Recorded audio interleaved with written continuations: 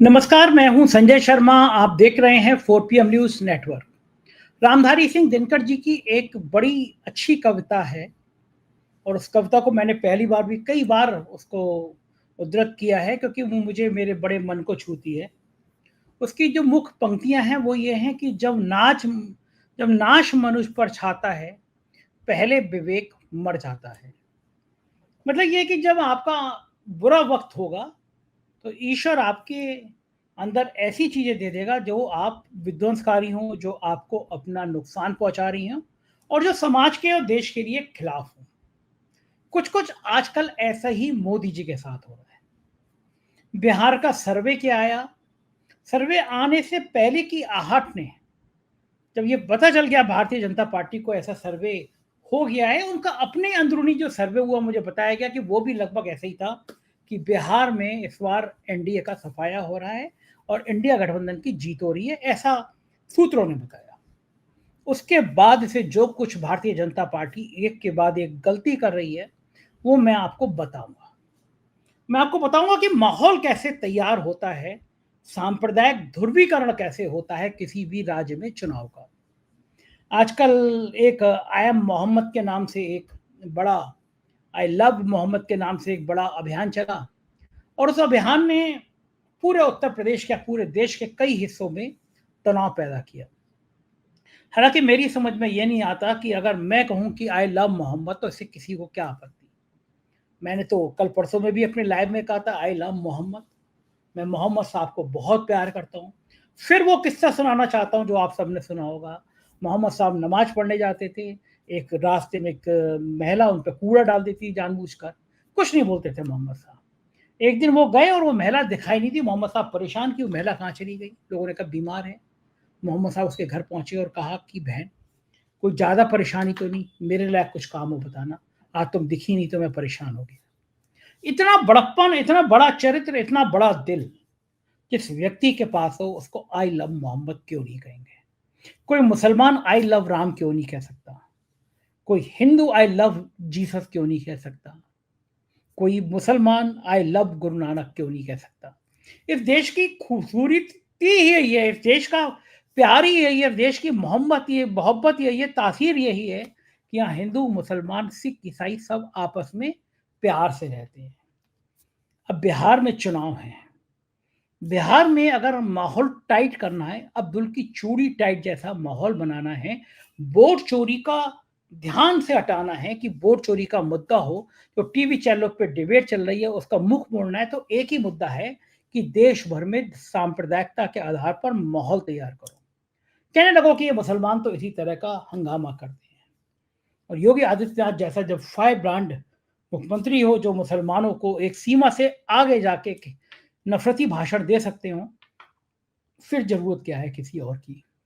आपको याद होगा पिछली बार भी जब चुनाव था पड़ोसी राज्य में तो अखलाक की हत्या कर दी गई और अखलाक के यहाँ गौमांस मिला, इसको लेकर टीवी पे डिबेट होती चली गई, लंबे लंबे एक एक घंटे के शो होते चले गए।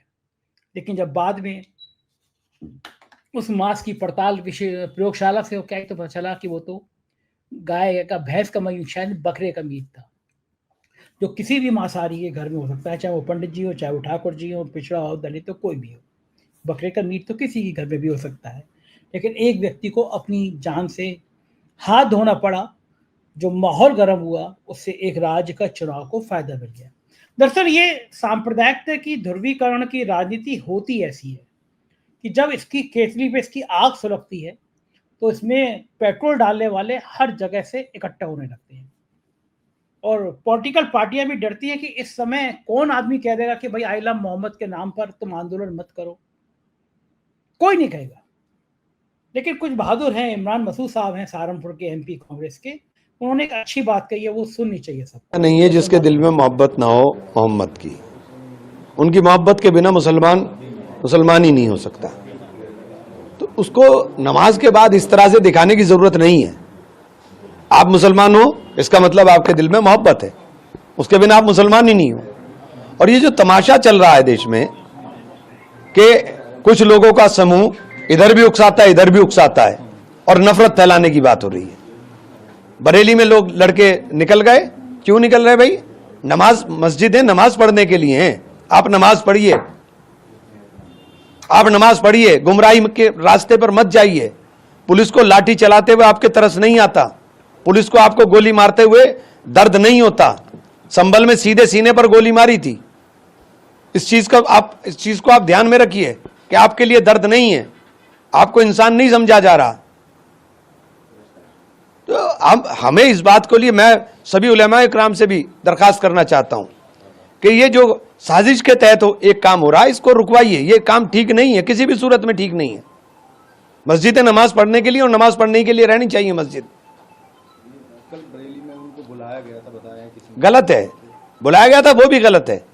मोहम्मद की मोहब्बत तो हमारे दिल में है, मोहम्मद की मोहब्बत हमारे दिल में, मोहम्मद की जिंदगी हमारी जिंदगी का मकसद है। बहुत अच्छी बात की। मैं चाहूंगा कि सभी दर्शक एक बार देखिए, कोई मुसलमान ऐसा नहीं है जिसके दिल में मोहब्बत ना हो मोहम्मद की। उनकी मोहब्बत के बिना मुसलमान ही नहीं हो सकता। तो उसको नमाज के बाद इस तरह से दिखाने की जरूरत नहीं है। आप मुसलमान हो, इसका मतलब आपके दिल में मोहब्बत है, उसके बिना आप मुसलमान ही नहीं हो। और ये जो तमाशा चल रहा है देश में कि कुछ लोगों का समूह इधर भी उकसाता है, इधर भी उकसाता है और नफरत फैलाने की बात हो रही है। बरेली में लोग लड़के निकल गए, क्यों निकल रहे भाई? मस्जिदें नमाज पढ़ने के लिए हैं। आप नमाज पढ़िए, आप नमाज पढ़िए, गुमराही के रास्ते पर मत जाइए। पुलिस को लाठी चलाते हुए आपके तरस नहीं आता, पुलिस को आपको गोली मारते हुए दर्द नहीं होता। संभल में सीधे सीने पर गोली मारी थी। इस चीज को आप ध्यान में रखिए कि आपके लिए दर्द नहीं है, आपको इंसान नहीं समझा जा रहा।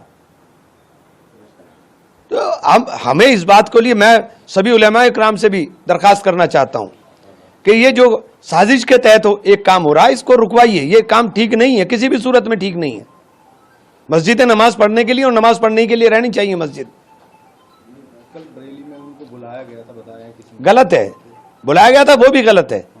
मोहम्मद की मोहब्बत तो हमारे दिल में है, मोहम्मद की मोहब्बत हमारे दिल में, मोहम्मद की जिंदगी हमारी जिंदगी का मकसद है। बहुत अच्छी बात कही कि मोहम्मद साहब की मोहब्बत तो हमारे दिलों में है और वो हमारे ज़िंदगी का मकसद है। मैं ये कहता हूँ कि धार्मिक जो नेता हैं, धार्मिक गुरु हैं, उनकी मोहब्बत तो कण-कण में बरसी हुई है, लेकिन कुछ लोगों को मौका चाहिए, कुछ लोग भड़का रहे हैं। तौकीर रज़ा साहब का नाम आया, तौकीर रज़ा जेल भेज दिए गए। मैं बरेली में स्टार न्यूज़ में काम करता था, जो अब एबीपी चैनल है। मेरी तौकीर रज़ा से कई मुलाकातें हैं, उनके घर पे मैंने खाना भी खाया है, चाय भी पी है। और बरेली में एक बार विश्व हिंदू परिषद ने, आपको याद होगा 2003 और 4 के आसपास की बात है शायद, एक तलवार बांटने का कार्यक्रम चलाया, तो बदले में तौकीर रज़ा ने कटार बांटने का एक अभियान चला दिया। तनाव बढ़ गया और तौकीर रज़ा पहले भी ऐसे बहुत सारे काम करते रहे हैं जिससे सीधा-सीधा भारतीय जनता पार्टी को फ़ायदा हो जाता है। ये मैं नहीं कह रहा, बरेली में किसी भी पत्रकार से पूछिए, किसी भी संभ्रांत व्यक्ति से पूछिए, तो कई नेता ऐसे होते हैं। ओवैसी साहब का नाम भी बार-बार इसलिए चर्चा में आ जाता है कि ओवैसी साहब जो काम करते हैं, जो बयान देते हैं, उससे भारतीय जनता पार्टी को फ़ायदा मिल जाता है और योगी आदित्यनाथ के फिर भाषण उस पे छौंका लगा ही देते हैं। देखिए, योगी आदित्यनाथ ने कहा कि बरेली में मौलाना भूल गया कि शासन किसका है। ऐसा सबक सिखाएंगे कि आने वाली पीढ़ी दंगा करना भूल जाएगी। ये भाषा मुख्यमंत्री की है। मौलाना भूल गया कि शासन किसका है। भूले तो कासगंज के चंदन गुप्ता भी नहीं है मुख्यमंत्री जी, जिनकी तिरंगा यात्रा में जान चली गई थी। अब आपकी सरकार जो है वो कासगंज के दंगे को भी दंगा नहीं मानती और चंदन गुप्ता की सरकारी नौकरी लग जाएगी, उसके परिवार को जो सहायता मिलेगी, उसकी घोषणा जो की गई थी उसमें से कितनी पूरी हो गई, ये भी जनता को जानने का हक है।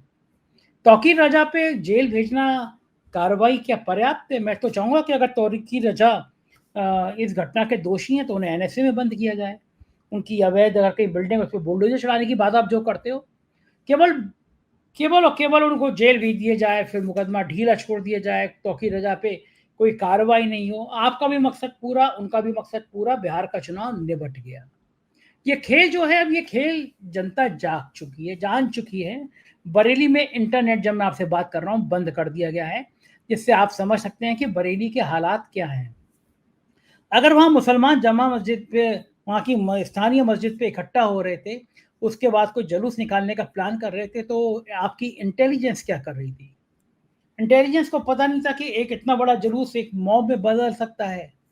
क्योंकि हाँ, ऐसे जब भी घटना होती है तो इंटेलिजेंस फेलियर की तहत होती है और इंटेलिजेंस के लोगों को सस्पेंड कर दिया जाता है। तो क्या मुख्यमंत्री जी बरेली में किसी भी अफसर को सस्पेंड कर दिया गया? क्या डीएम-एसपी के खिलाफ कार्रवाई हो गई?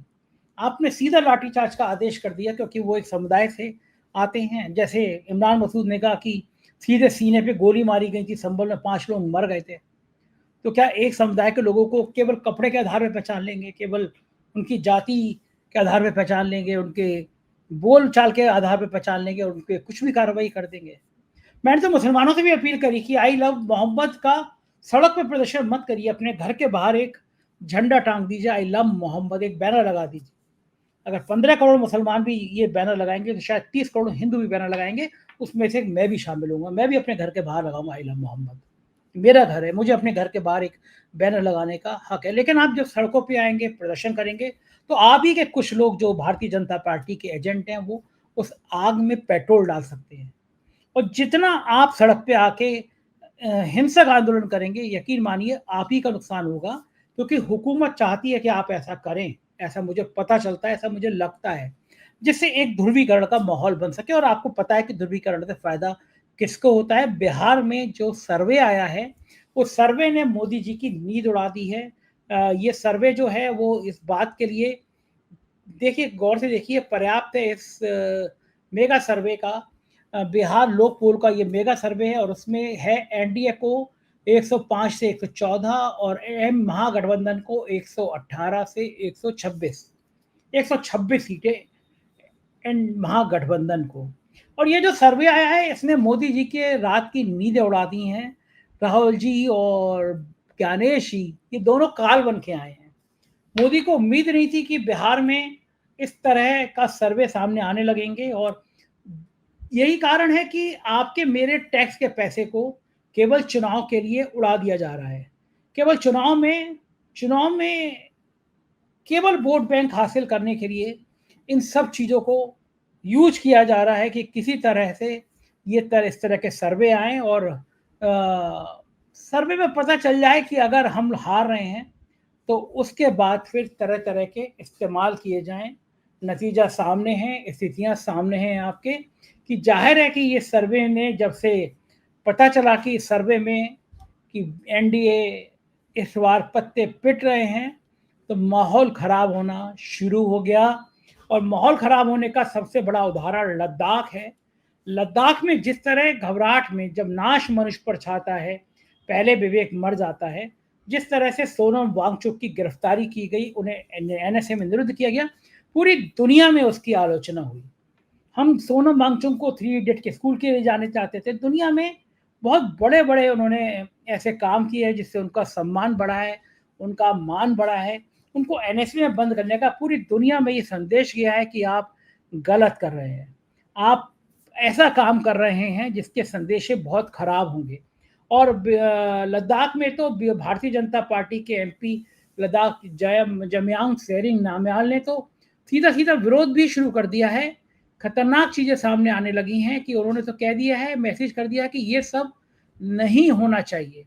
और ये जो सूचनाएँ हैं, ये इतनी खतरनाक हैं कि सोनम वांगचुक को अगर आप इस तरह करेंगे। और ये देखिए breaking news, former BJP MP general dressing block back the Ladakh people protest, he said the unnamed protection will find upon. ये उनका ट्वीट है, सामने आया है। पूर्व सांसद हैं जमयांग सोरिंग नामग्याल और इन्होंने साफ-साफ कह दिया है कि वो अब आंदोलन के साथ हैं। कौन सा गलत आंदोलन है ये जिसके लिए सरकार बदनाम कर रही है? जो भारतीय जनता पार्टी ने अपने घोषणा पत्र में कहा, आंदोलन में सिर्फ वही बातें मांगी जा रही हैं जो बीजेपी ने अपने घोषणा पत्र में किया। तो इसका मतलब है कि अगर भारतीय जनता पार्टी अपने घोषणा पत्र में कुछ कह रही है, तो उसको मांगना, उसके हक को मांगना गुनाह है क्या? और इतनी काबिल है लोग कि वहाँ के डीजीपी हैं, उन्होंने तो सीधा पाकिस्तान से कनेक्शन निकाल दिया। इस दौर में अगर आप कुछ भी बात करेंगे तो सीधा आपका पाकिस्तान से कनेक्शन निकला। डीजीपी बोले डॉन अखबार के कार्यक्रम में गए थे। डॉन अखबार के कार्यक्रम में जाना इतना बड़ा अपराध हो गया कि वो पाकिस्तान के कनेक्शन हो गए। डीजीपी साहब कह रहे हैं एक हमने पाकिस्तान का जासूस पकड़ा, उसके वो सोनम वांगचुक की रिपोर्टिंग करके पाकिस्तान को भेज रहा था। बड़ा आसान है कि आप इस दौर में किसी को भी पाकिस्तान से जोड़ दें, और मुसलमान हैं या सरकार के खिलाफ बात कर रहा है तो जुड़ना लाजमी है। लेकिन ये सोनम साहब जो अब तक कुछ दिन महीनों पहले तो सरकार की आंख के दुलारे थे, अब क्या इतने खराब हो गए कि सरकार उनको निपटाने में लग गई, और ये चीजें बढ़ती चली जा रही हैं। लद्दाख में विरोध बढ़ रहा है और लोग कह रहे हैं कि लोकतंत्र की हत्या है। ये तो चीजें और बढ़ी हैं और बिहार तक हम लेके चलते हैं। तेजस्वी यादव ने कहा कि नीतीश कुमार का अब दौर खत्म, भ्रष्ट क्योंकि अधिकारी इस तरह के सर्वे आने से जो भाजपा से इधर आ गया है जनता दल यूनाइटेड में, वही लोग जो है नीतीश जी को चलाने का काम कर रहा है। लेकिन हमको बड़ी पीड़ा हुई इस बात को देखते हुए कि उनकी स्थिति अब क्या होगी। अब नीतीश कुमार जी बिहार चलाने लायक योग अब नहीं रहेंगे, अब उम्र हो गई। अब बिहार को तेज रफ्तार से तेजी के साथ विकास करना है और हम नए सोच के नया बिहार बनाना है। इन लोगों ने, एनडीए के लोगों ने अति पिछड़ा समाज को केवल ठगने का काम किया। ठगा है इन लोगों ने, केवल वोट बैंक बना करके रखा है। लेकिन लालू जी ने आपको जो मान सम्मान और जो स्वर दिया, पहले खटिया पे नहीं बैठने दिया जाता था, कुएं से पानी नहीं पीने दिया जाता था। नौजवान कोई नया कपड़ा पहन के बाल झाड़ करके बस में चले तो उसको कुटाई होती थी। विद्यालयों में, कॉलेजों में पीछे बैठाया जाता था। क्या दिन था। लेकिन लालू जी ने ताकत दिया आप लोगों को। आज कोई अति पिछड़ा समाज के उंगली दिखा करके अगर कोई बात कर दे, कोई कर सकता है आज, तो ये ताकत जो है लालू जी ने आप लोगों को देने का काम किया, दलितों को, वंचितों को। तो हम आपसे बस इतना कहना चाहते हैं, सुनो भैया, जब हमारी सरकार बनेगी तो अति पिछड़ा अब सिर्फ वोट बैंक नहीं रहेगा। अति पिछड़ा समाज अब वोट बैंक नहीं बनेगा, बल्कि अब पावर बैंक बनेगा। पावर बैंक बनेगा।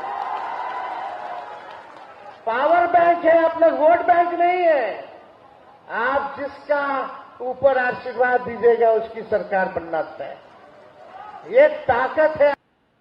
ये तेजस्वी यादव थे, कह रहे थे पावर बैंक नहीं है, आप वोट बैंक हैं। तेजस्वी यादव उधर राजस्थान में गजब हुआ। मंच पर वसुंधरा राजे ने जिस तरह प्रधानमंत्री ने उनके आगे हाथ जोड़े, लेकिन वसुंधरा राजे ने उनको ओवरलुक किया। पूरी मीडिया में चर्चा है। अमर उजाला की खबर है कि मंच सजा पीएम मोदी के लिए, चर्चा बटोर के ले गई वसुंधरा राजे। इन तस्वीर के मायने क्या हैं? वो तस्वीर असल में प्रधानमंत्री के वसुंधरा राजे के हाथ जोड़ने की थी कि वसुंधरा राजे हाथ जोड़ रही है, प्रधानमंत्री हाथ जोड़ रहे हैं वसुंधरा राजे के सामने, और वसुंधरा राजे उनसे कुछ कुछ कह रही हैं। ये तस्वीरें देखिए, वो हाथ जोड़ रहे हैं, लेकिन जिस तरह से वसुंधरा राजे ने रिएक्शन किया है हाथ जोड़ने पे, वो देखिए, गौर से देखिए किस तरह वसुंधरा राजे ने बात कही है। उनके चेहरे की, उनकी बॉडी लैंग्वेज बता रही है कि वसुंधरा राजे ने किस तरह प्रधानमंत्री को उपेक्षित किया है। और पूरे में ये तस्वीर और ये वीडियो वायरल है। वसुंधरा राजे अब आर पार की लड़ाई लड़ना चाहती हैं। भारतीय जनता पार्टी के अंदर भी एक बगावत की जैसी चीज आ रही है सामने।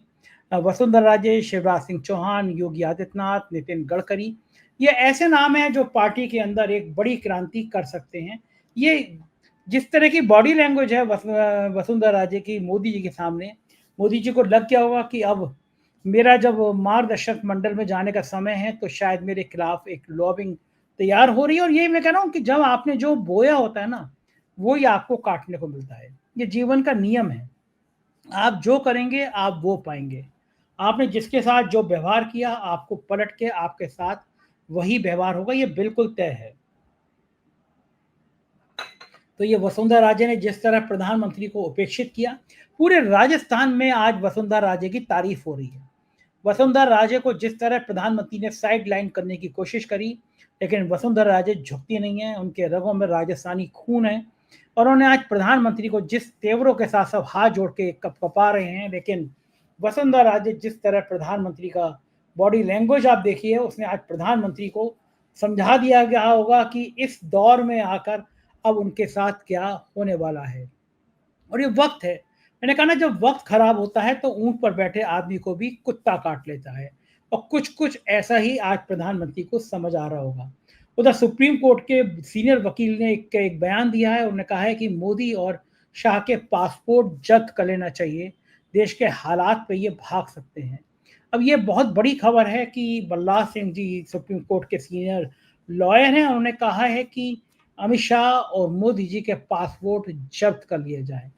इस तरह की बात कोई देश में पहले कभी करता नहीं था, किसी की करने की हिम्मत नहीं होती थी, लेकिन जब वक्त बदल रहा है, जब चीज़ें बदल रही हैं, तो इस तरह की डिमांड भी होने लगी है और जाहिर है ये सरकार के लिए बहुत डरने वाली बातें हैं। और कहीं ना कहीं अब सरकार को, प्रधानमंत्री को समझ में आ रहा होगा कि उन्होंने भी अति कर दी थी। आप सोचिए, एक मुख्यमंत्री की बेटी की शादी हो रही थी, पूर्व मुख्यमंत्री की बेटी की शादी हो रही थी, हमारे अड़ोस पड़ोस में गांव देहात में अगर किसी बेटी की शादी हो रही होती है, दुश्मन की बेटी की भी हो रही होती है, तब भी हम हाथ जोड़ के चले जाते हैं, हमारे लिए कोई काम हो, बिटिया का जीवन सुखी हो। लेकिन जब आदमी अहंकार में होता है, जब आदमी घमंड में होता है, तो उसी बेटी की शादी में इनकम टैक्स के छापे डालवा दिए जाते हैं। दो चुने हुए मुख्यमंत्री केजरीवाल को और हेमंत सोरेन को जेल भेज दिया जाता है। तो मैंने कहा ना, जो आप करेंगे पलट के वही आपके साथ होगा, वही आपके सामने आएगा। तो जाहिर है कि अब जो सितारे हैं वो गर्दिश में हैं, और गर्दिश में है सितारे, तो फिर देश की जनता को दबाने का, डराने के नए नए फार्मूले ढूंढे जा रहे हैं कि देश के लोग कैसे डरा दिए जाएं, कैसे उनको धमका दिया जाए। लेकिन लोकतंत्र ऐसी चीज़ों से डरता नहीं है, लोकतंत्र हमेशा ऐसी चीज़ों के खिलाफ होता है। और इस देश में और पूरी दुनिया में जितने तानाशाह आए हैं, उनका हश्र बाद में देखा है क्या हुआ है। कोई भी तानाशाह ऐसा नहीं हुआ कि जो सबको हर समय डरा के रखे। हिटलर को सुसाइड करना पड़ा था। तो इस दुनिया के तानाशाहों के लिए ये सबब है।